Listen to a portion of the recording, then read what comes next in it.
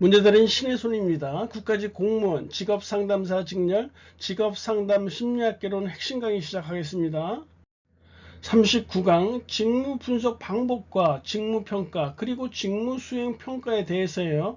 첫 번째 직무분석 방법인데요. 이 직무분석 방법은 크게 네 가지로 분류해 볼 수 있어요. 첫 번째 최초 분석법, 두 번째 비교 확인법, 세 번째 대입헌법, 네 번째 브레인스토밍법, 이렇게 네 개로 나눠볼 수 있어요.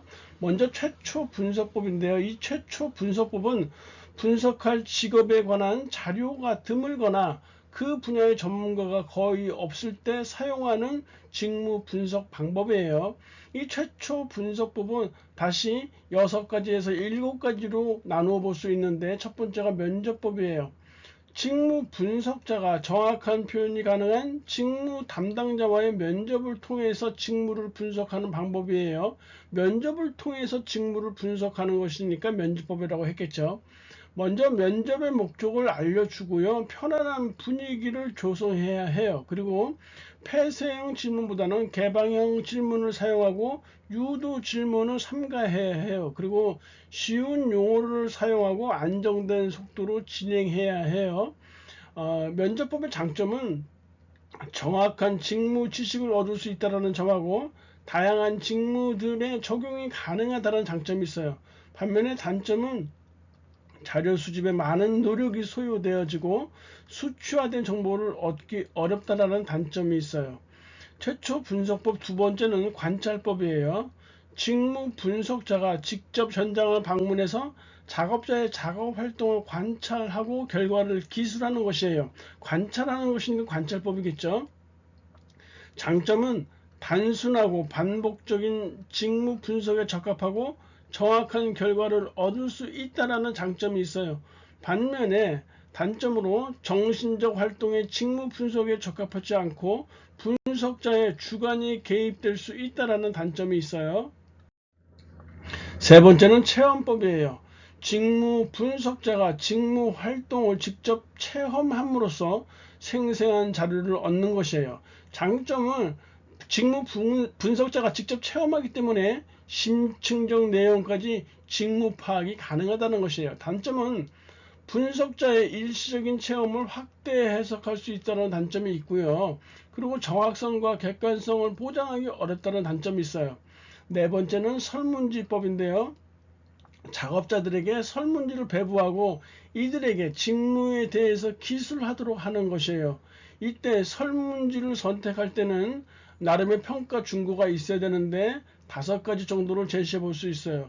신뢰성, 타당성, 만능성, 표준성, 실용성을 이 설문지가 갖추고 있어야 된다는 얘기예요. 그래서 우리가 신타, 만표실 이렇게 외웠어요.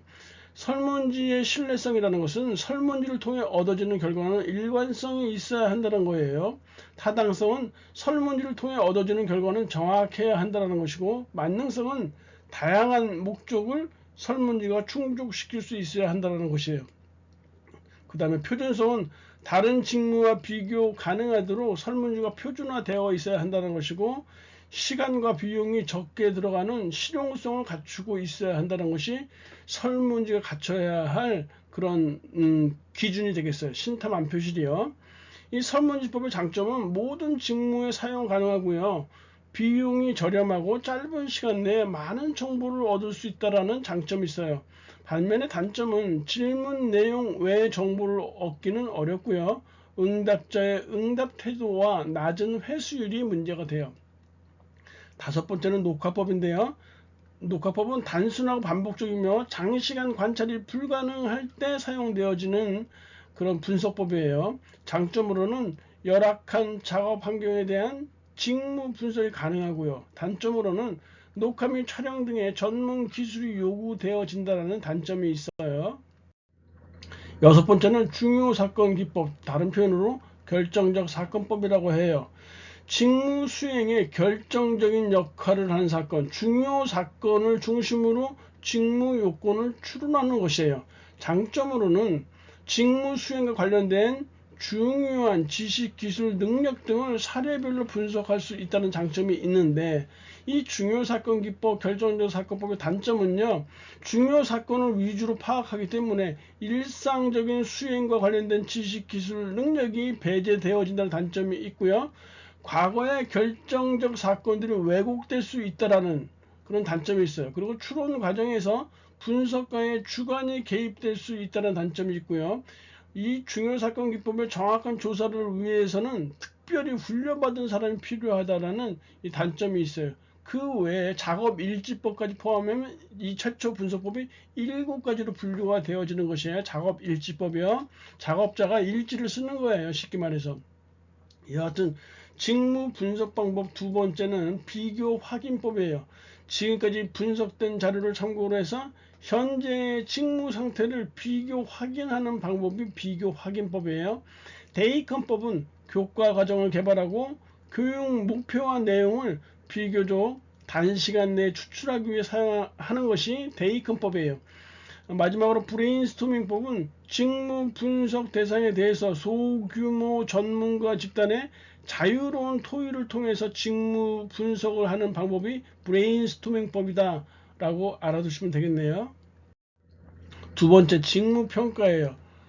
직무평가라는 것은요, 직무의 내용과 성질을 고려해서 직무들 간의 상대적 가치를 결정하는 절차가 직무평가예요.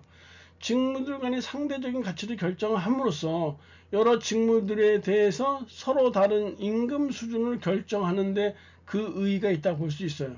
직무 간 내용과 성질에 따라서 임금 형평성을 결정할 수 있다. 같은 내용이겠죠.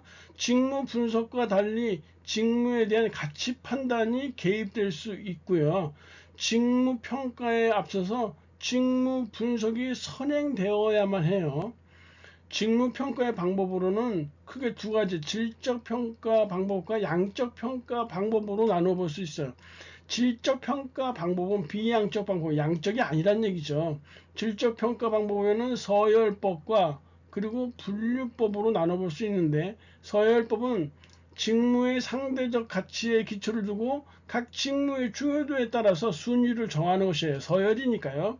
직무 등급을 신속하고 간편하게 매길 수 있고, 이런 장점이 있는 반면에 직무의 수가 많고 내용이 복잡할 경우에는 실효성이 없다라는 한계점을 드러내요.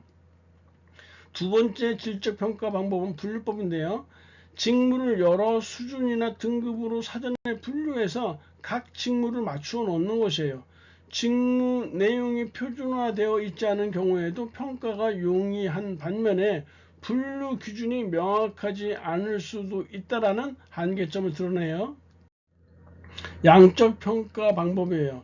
양적 평가 방법은 점수법과 요소 비교법으로 나눠볼 수 있어요. 점수법은 직무 상호 간의 여러 요소들을 중요도에 따라서 점수를 산정해서 직무를 평가하는 것이에요. 직무의 상대적 가치를 객관적으로 비교할 수 있고 종업원으로부터 평가 결과에 대해서 이해 및 신뢰를 얻을 수 있다라는 장점이 있는 반면에 적합한 평가 요소의 선정이 어렵고요. 시간과 비용이 많이 소요되어진다는 단점이 있어요. 양적 평가 방법 두 번째는 요소 비교법인데요. 조직의 대표 직무를 선정해서 요소별로 직무 평가를 한 후에 다른 직무들을 대표 직무의 평가 요소와 비교해서 상대적 가치를 결정하는 방법이에요. 유사 직무 간의 비교가 가능하고요. 다른 직무와의 요소 비교를 통한 평가가 용이하다는 장점이 있지만 대표 직무의 평가의 정확성을 기하기가 어렵고 대표 직무의 평가가 부정확한 경우에 전체 직무 평가에 부정적인 영향을 미친다는 한계점이 있어요.